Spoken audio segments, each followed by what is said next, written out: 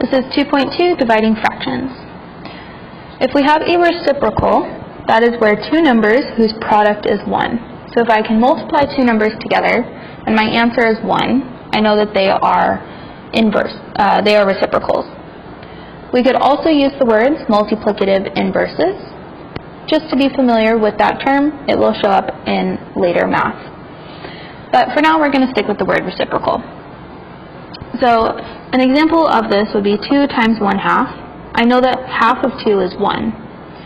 If I show my work with multiplying the fractions, that's 2 over 1 times 1 over 2, makes 2 over 2, which reduces to 1. So my answer is 1. I know that they are true. To write the reciprocal of a number, we're going to write, if it's a whole number, write it as a fraction, and then we're going to flip it. It's important to note that neither number can be 0. If we have 0 times something, it's always 0. We're never going to end with the product of 1. So we're going to say, what is the reciprocal of 3?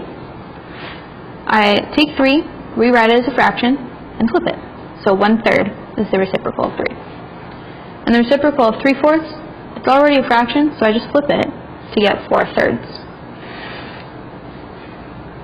To divide by a fraction, we are going to multiply by the reciprocal. So we are going to divide 3/4 divided by 1/4. So rewrite as a fraction 3 over 1 divided by 1 over 4, and I'm going to multiply by the reciprocal of the second number. So I switch 1/4 to be 4 over 1, and then I get to multiply. And we get 12 over 1 equals 12. We are only going to flip the second number. Do not flip the first. Here, if I have 2/3 divided by 6 over 11, that's 2/3 times 11 over 6, which gives 22 over 18, and that reduces to 11 over 9. For 15 over 19 divided by 2, flip the second number. First we rewrote this as a fraction, then we are going to flip the second to make 1/2. So that gives 15 over 38, and we cannot reduce that. Factors of 15 are 1, 3, 5, and 15, and none of those go into 38. So we're going to leave it here. Now, if we divide with mixed numbers, we're going to change it first to an improper fraction, then divide as normal like we just did up here.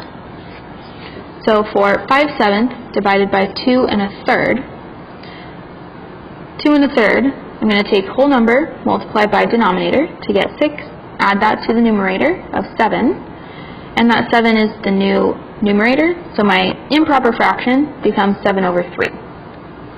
Then I have 5/7 divided by 7 over 3, multiply and flip the second fraction to get 15 over 49. And again, that cannot be reduced, so we leave it as 15 over 49.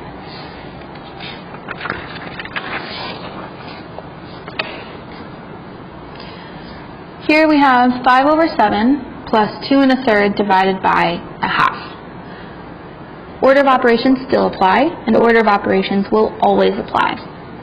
So we are going to first switch this mixed number to an improper fraction. We just did that. It's 7 over 3. And 7 over 3 divided by 1/2, we're going to multiply by the reciprocal to get 14 over 3. Now I have 5/7 plus 14 over 3. When we add or subtract fractions, they must have a common denominator. To get that common denominator, I'm going to take 5/7 and multiply by 3 over 3. I multiply by what the other denominator is. So 14 over 3 gets multiplied by 7 over 7. And I have to do them 3 over 3 and 7 over 7 because these each reduce to 1. So I'm not changing the value of each fraction. I'm just changing what they look like to make sure they both have a common denominator of 21. Then 15 plus 98 is 113. So 113 over 21 is the answer.